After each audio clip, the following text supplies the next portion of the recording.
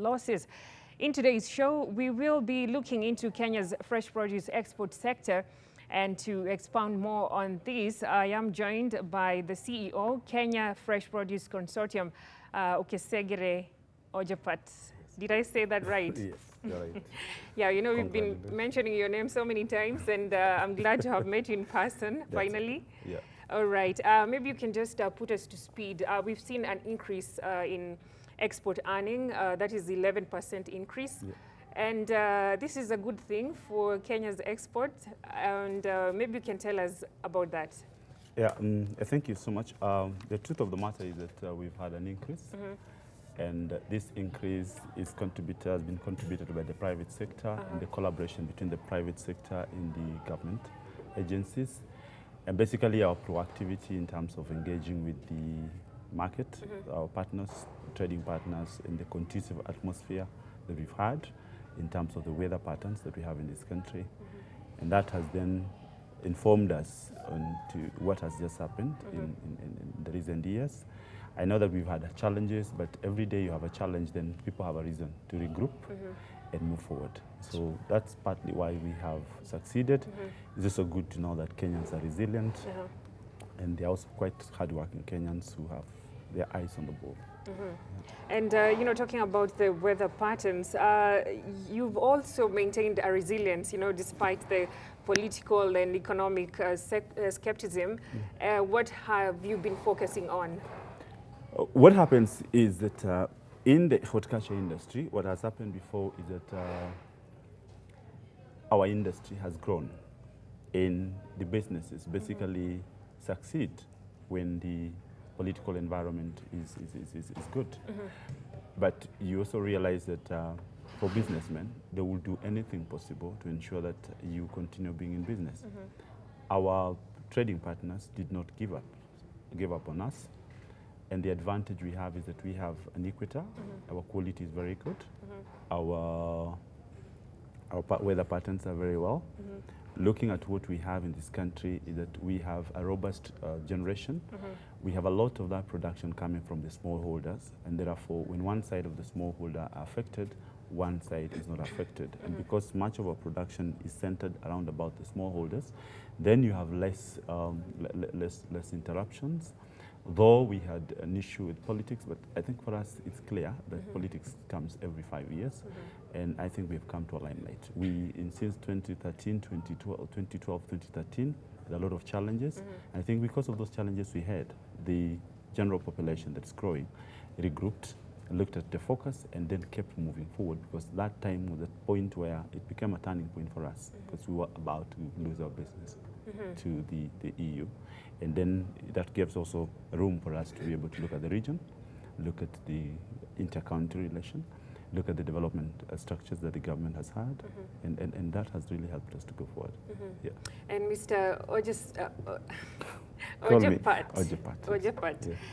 Of late, many Kenyans, I believe, have embraced the healthy diet options. Yeah. And I think this can explain why we have a rise in the export earnings. But I feel like we can do better than this. Where is the loophole, or where are you finding challenges in this sector? The truth of the matter is that we have a challenge.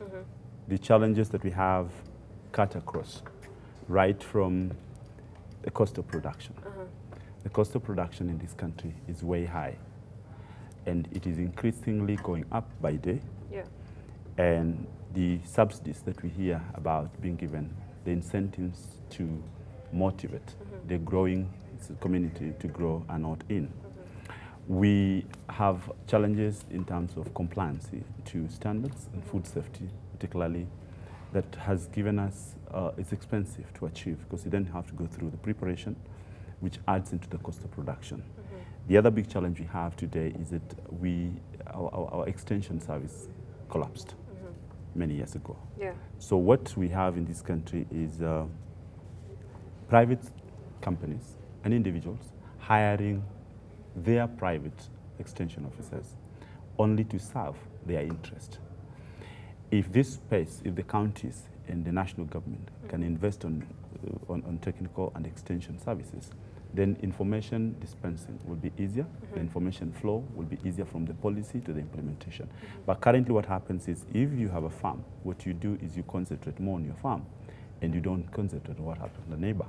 Ideally, when we were growing up, we used to see an extension officer walk around with a dust coat. And there will be barazas and there will be farmer training centers specific in every area, educating people what's going on. That is not there now. Perhaps the government then needs to review that so that we can be able to look at what is this we can do to ensure that we get back extension. If we can't do that from government, which is a bit difficult to get government now to invest on the private sector, on extension, it is important that the private sector is empowered by the counties and by the national government to be able to ensure that there's a curriculum that the private sector is using, so that we have a specific generation, a specific personnel that's dedicated to extension services, so that this information can be dispensed in the right way.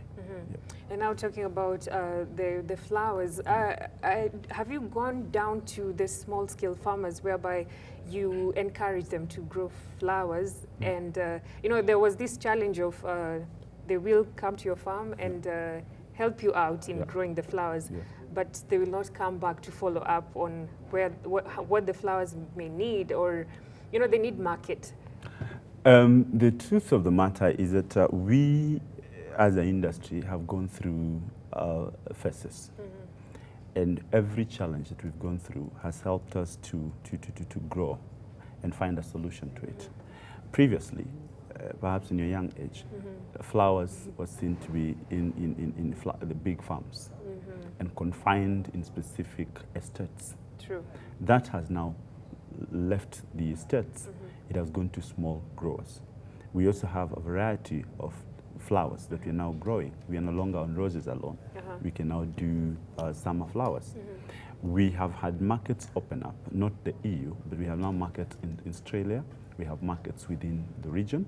We have exporters exporting to Rwanda, for example. And we also have the locals consuming a lot of flowers now. And small growers, even those small growers, have now been put in groups such that it's easier to now help them out. What happens is that then the market drives production. Production must meet a specific expectation and a spec in the marketplace. So what is happening is that you get both the flowers, fruits and vegetable, herbs and spices. For example, herbs and spices is coming up very well. Now taking a common approach. Can we have smallholders brought together, governed in a structure where they can watch over each other and have an extension officer serve a couple of farmers within the regions, a service that they could not individually afford, other than letting it go to the big estates to grow. Now it has been made easier because we can be able to do that services there. So that's what's happening. And that has happened to the fruits and vegetable. That's what happened on herbs and spices. And that is happening even in the domestic market more than previously. We used to focus much more on the export alone oriented, and therefore the constituent you'll deal with in terms of the growers was less. But now you have people that are looking at the domestic market a more strict and keen way. They want to consume safe, they want to have a good flower, they want to be very sure they're secure, they want to be very sure that the environment is secure. This is going to grow in the next couple of weeks, months, or years, the next 2-3 years.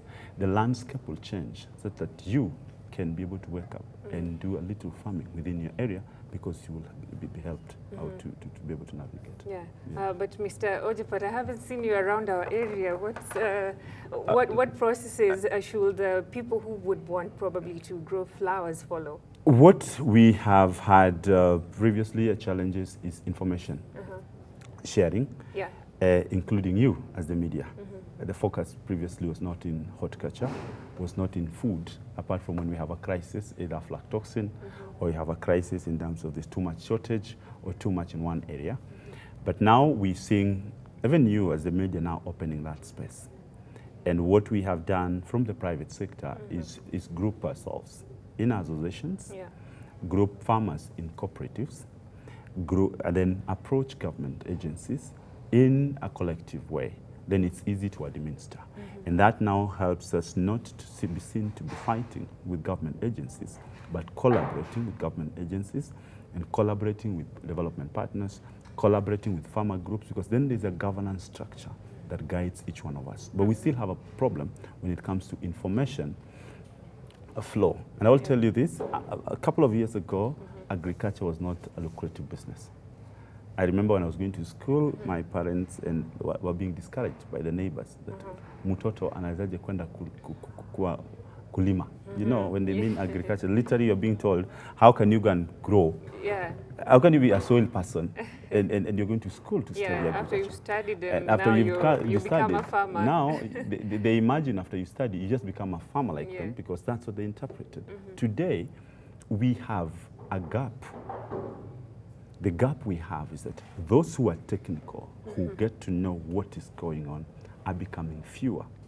Those who are leaving colleges today are raw, and therefore there's a gap in between here. So what we are doing now by bringing farmer groups together is to see how the young generation that's leaving colleges can, then that population can be brought into companies to do internship and then be able to eventually graduate into technical assistants and agronomists that work in these fields. So that's the challenge we have currently. We have a shortage of technical personnel in the agriculture sector. And what are you planning to do about it? Because nowadays I have seen many youth interested in agriculture, you know, something that wasn't there years back. It is easy. It's beautiful that you brought this question up. It is only in Kenya that everybody claims and proclaims to be a farmer. And everybody wakes up and thinks agriculture is the easy way to go. I have a different opinion. Agriculture, just like any other business, people must invest. I'll take an example.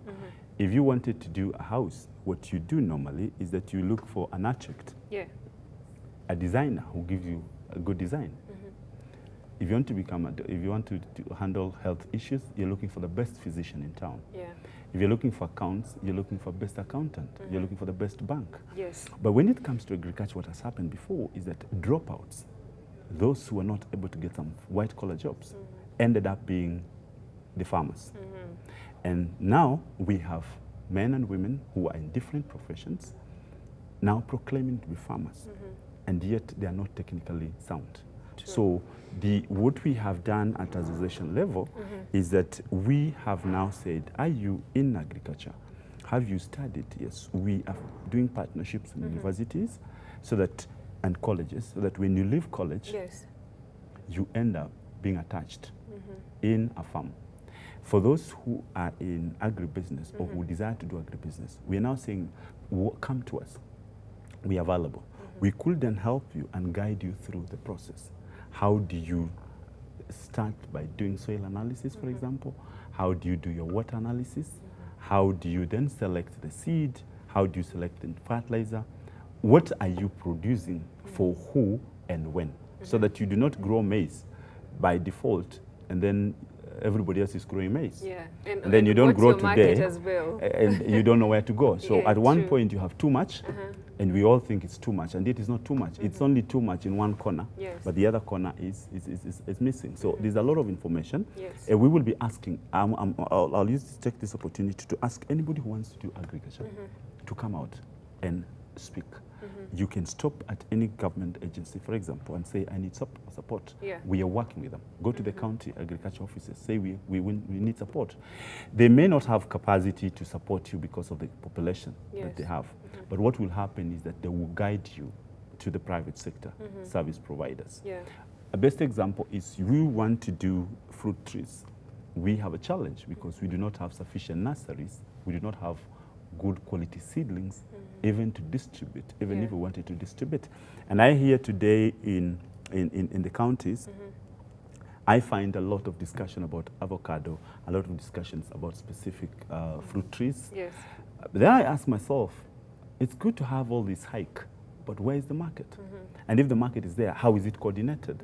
We may end up with a scenario like the one we had for coil, where everybody had coil all over, and all of a sudden it fizzles. What we need is to invest on the seedlings, then grow to the market. Because the market is available as long as there's childbirth. Yeah. That's the principal use. And therefore, it means we must produce good quality, which starts with the planting material and the processes that are in at the primary level before you go. And to answer you directly now about the youth, they do not really need to touch the soil for you to do agribusiness. You could do agribusiness and pick it throughout the value chain. There are different levels of value chain. Primary production needs that you have a technical person.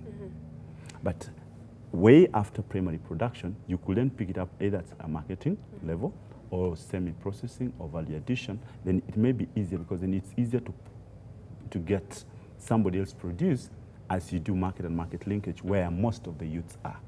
Yeah. And you mentioned about avocados, and fruits, flowers, and vegetables are very perishable. It is a very perishable business. So lately there was okay, I can't remember when, but there was an incident when avocados were rejected in international market. What are some of the results of this?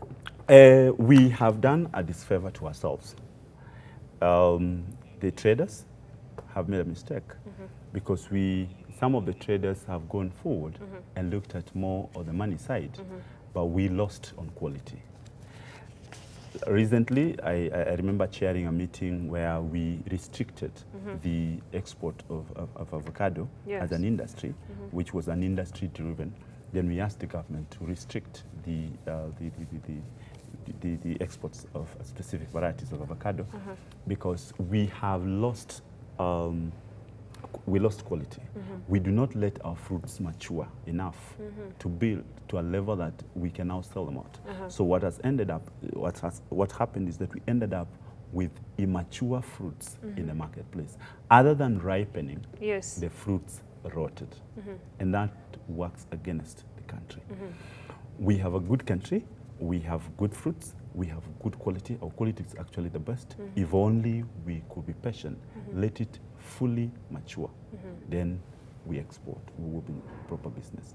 And the beauty is that when the rest of our competition that exports avocado to the global market normally we don't have. And when we come into season, they are never in season. So we really are not in so much competition. All we need to do is hold back a bit of our greed and allow the fruits to mature. The other reason why we're having this challenge is that we have challenges with the bed of some fruit fly and avocado. This fruit fly can be addressed, and we're working very closely now with KEFIS and HCD, the regulators, just to be very sure that we work very, very, very positively. All right, and maybe your last words in a very short sentence. In a very short sentence, I would want to encourage the country. There is life. And the future for the fresh produce market is huge.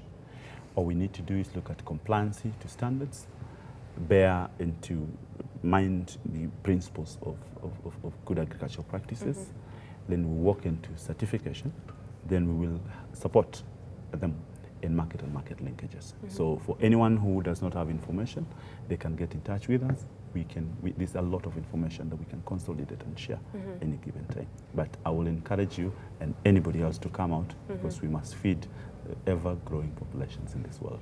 We must feed the ever-growing? With safe food, not just feed. We must feed them with safe food. With safe food. Yes. Thank you so much. That is CEO, Fresh Produce Consortium, Okesegere Ojepat. Yes. Thank you so much for your time and for sharing information on the Kenya's fresh produce exports.